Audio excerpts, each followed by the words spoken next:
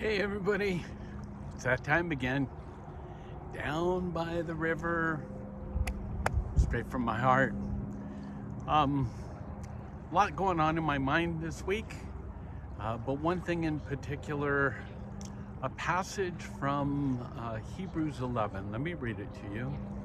It simply says, "But without faith, it is impossible to please Him. For he who comes to God must believe that He is, and that He's a rewarder of those who diligently seek Him."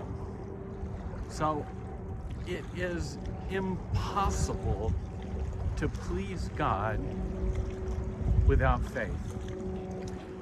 As you probably know, we're making our way through in our old-fashioned Bible study the book of Numbers, and we're into their wanderings. And one of the dates that is circled that's so significant in the history of Israel is the 9th of Av on the Jewish calendar. It was a couple weeks ago, but on this particular day, the spies that were sent out, 10 of the 12 that is, came back from their reconnaissance of the land that God had promised them to give them, and they came back with a bad report.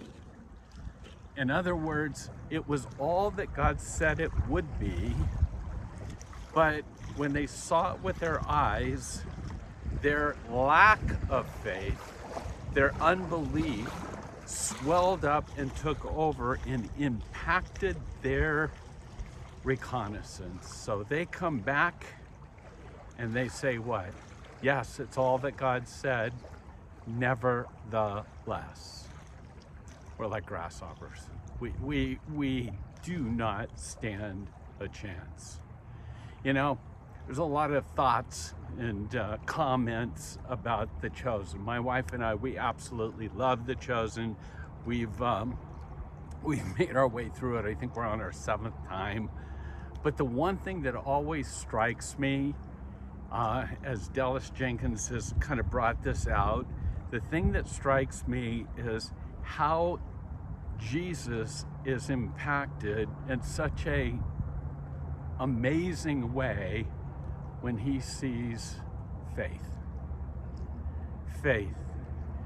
You know, it's like whether it's the Roof Busters, the Ethiopian woman, where He says, "Your faith is beautiful," or whether it's Jairus, or whether it's the woman with the flow of blood, or whether it's Gaius, the Roman centurion that is. Whenever we come across it, it's almost like He pauses and He says, "Your faith is amazing." And that always brings me back to, without faith, it's impossible to please God. So, this week we've been reading in Kafir. This is another one of those faith issues. There's a Gentile woman whose daughter is demon possessed. She makes her way in to see Jesus, and she begs Him that she would deliver her daughter. And Jesus kind of goes through this saying, "No, not really. I'm called to the lost sheep," or whatever. But she's persistent. And then He makes that statement to her where He says, "You know, it's because of your faith." Well, your faith is beautiful. Your faith is amazing. You want to please Him, you got to have it. And so then we get to that point where the disciples would say, in the midst of all of this, the disciples, I think it's in Luke 17, where they say to Jesus, we get it, would you increase our faith? And that raises the question, how do we get our faith to increase? And unfortunately, I have to tell you, and it's sort of like piggybacking on last week's Straight from the Heart, Down by the River, our faith usually cannot be increased when all things are going great, when we're on the mountaintop experiences. But for our faith to grow, It usually happens in the valley. It usually happens when we face hardship and challenge. It's in the valley that we today, like those 10 spies in Kadesh Barnea,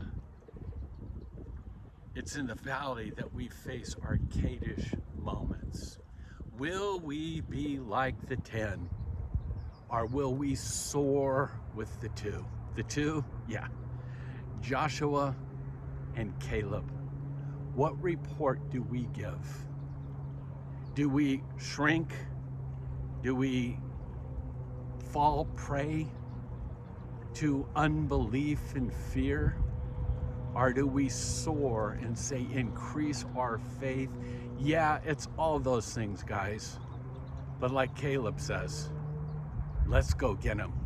Let's take the land. So I know it's a scary prayer. It is a scary prayer to ask God to increase our faith, because that may lead us to places we don't want to go, challenges we don't want to have. But if you want to please the Lord, if you want to bring a smile to the Lord's face, if you want that, without it being spoken, that sort of attaboy, that's what I'm talking about, then it's non-optional. Increase our faith, Lord. Without it, can't please Him.